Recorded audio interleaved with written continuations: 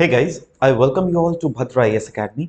सो आज के इस सेशन में हम लोग एक इम्पॉर्टेंट इनिशिएटिव के बारे में डिस्कस करेंगे, जो क्या यूएसए के यूसैइड के द्वारा एक पर्टिकुलर इनिशिएटिव है। इस इनिशिएटिव का नाम है प्रेरणा इनिशिएटिव। तो चलिए डिस्कस करते हैं what Prerna initiative is. Prerna initiative अगर देख लीजिएगा, इसको लॉन्च किया गया है specifically for north Indian state, north east Indian state, माफ कीजिएगा, नॉर्थ ईस्ट इंडियन स्टेट्स में, इन सारे स्टेट्स जिसमें Assam, Tripura, Meghalaya, Mizoram, Manipur, Nagaland, Arunachal and Sikkim, in overall 8 states के लिए लॉन्च किया गया ये इनिशिएटिव, जिसका नाम है प्रेरणा इनिशिएटिव।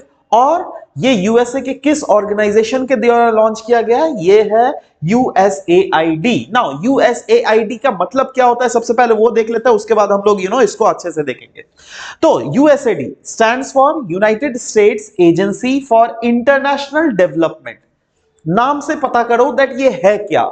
ये एक यूनाइटेड स्टेट्स का जो टैक्स पेयर्स का जो मनी है ना, उनसे क्या करता है, क्योंकि यूनाइटेड स्टेट्स दुनिया का सबसे रिचेस्ट एंड सबसे डेवलप्ड कंट्री है, so what it does is that वो दूसरे कंट्रीज को भी हेल्प करता है, राइट। एक तो सॉफ्ट पावर, हार्ड पावर, जो भी बोलिए, सबके लिए, राइट। मतलब they want to make sure, ये जो ऑर्गेनाइजेशन है, they want to make sure that दुनिया में जो है धीरे धीरे जो developing and underdeveloped countries है, वहां पर जिससे डेवलपमेंट लाया जा सके, तो कुछ मॉनेटरी फंड हेल्प किया जाता है, जिससे कोई पर्टिकुलर सोशल कॉज को कंसर्न किया जा सके। वही लिखा हुआ है, ये एक एजेंसी, इंडिपेंडेंट एजेंसी है यूनाइटेड स्टेट्स फेडरल गवर्नमेंट का, and it is the primarily responsible किस लिए है? For administering civilian foreign add and development assistant. मतलब दूसरे देश के गवर्नमेंट को ये पैसा नहीं दिया जा रहा है, दूसरे देश में जो सिविलियंस हैं उनके डेवलपमेंट के लिए ये पैसा दिया जा रहा है। तो इसीलिए ये प्रेरणा इनिशिएटिव जो कि यूएसएआईडी के द्वारा लॉन्च किया जा रहा है, यह एक 5 साल का प्रोग्राम होने वाला है। जी हाँ, ये एक 5 ईयर पार्टनरशिप प्रोग्राम है, जिसका मेन एम है दैट इंडिया के जो इन आठों नॉर्थ ईस्टर्न स्टेट्स है ना, यहां पे critical sexual and reproductive health के बहुत सारे चैलेंजेस हैं, उन सारे चैलेंजेस को कंसर्न किया जाएगा थ्रू दिस एड। नाउ इस एड से जस्ट कोशिश की जाएगी दैट जो भी आज तक sexual and reproductive health care के चैलेंजेस है, जैसे अब एडोलेसेंट एजेस में बहुत सारे चैलेंजेस हो जाते हैं, उनको सेक्सुअल नॉलेजेस नहीं मिलता है ना, प्रेगनेंसी अगर हो जाता है तो प्रेगनेंसी रिलेटेड इश्यूज है ना, और puberty related issues, and there are many more issues which are directly जैसे फैमिली प्लानिंग इश्यूज, ये सब सारे इश्यूज को जिससे एक कंसर्न किया जा सके, इसीलिए ये लॉन्च किया गया। तो इसका कंटेक्स्ट और नीड क्या है देखते हैं। देखो, जिस टाइमिंग में इसको लॉन्च किया गया, आप वो पहले तो वो टाइमिंग देखने की कोशिश कीजिएगा।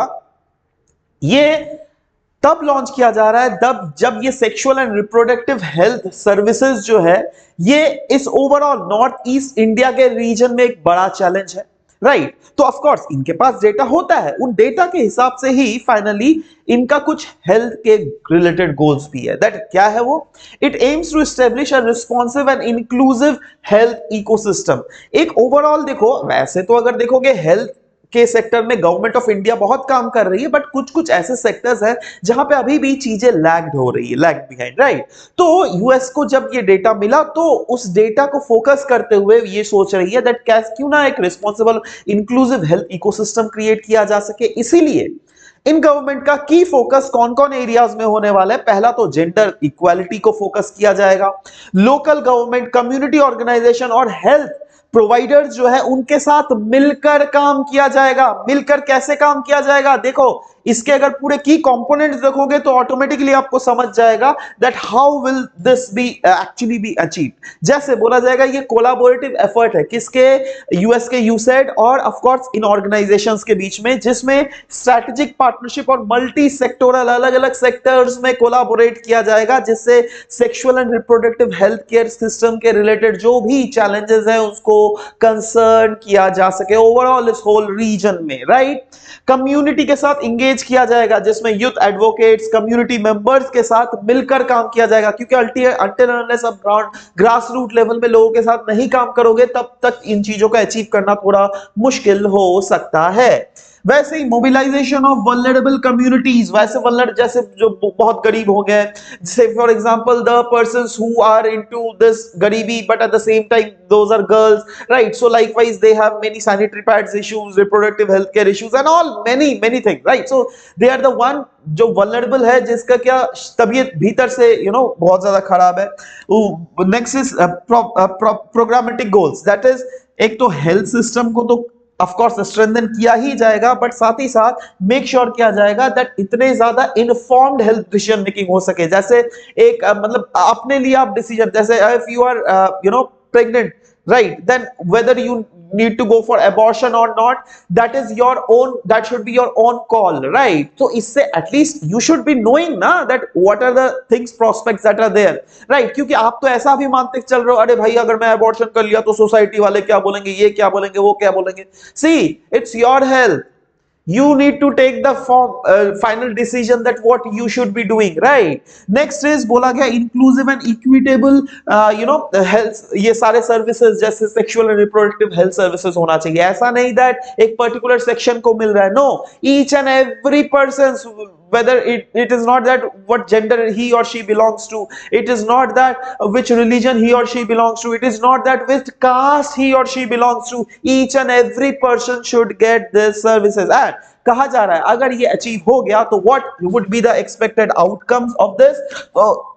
एक्सपेक्टेड आउटकम्स में रीजनल इंपैक्ट तो बोला ही जा रहा है आएगा ही, जिसमें अनडाउटेडली एक ओवरऑल जो कम्युनिटी है ये हेल्दियर बनेगा, बट साथ ही साथ ये सस्टेनेबल प्रोग्रेस, सस्टेनेबल डेवलपमेंट को भी इंश्योर करेगा और सस्टेनेबल डेवलपमेंट गोल्स को भी अचीव करने के लिए एक मेजर इनिशिएटिव रहने वाला है। वैसे ही ग्लोबल अलाइनमेंट अगर देख लीजिएगा, यस, ये कहीं ना कहीं यूनाइटेड इंडिया के जो शेयर्ड गोल्स हैं, है ना, एक यूएस का भी तो रिस्पॉन्सिबिलिटी होता है ना towards the other allies and all, right? So that is what it is being covering. Eight the same time ये ग्लोबल डेवलपमेंटल प्रायोरिटीज को भी आगे हम लोग को प्रमोट करता हुआ दिख रहा है, right? So this is all about the Prerna initiative that we have discussed in this very session.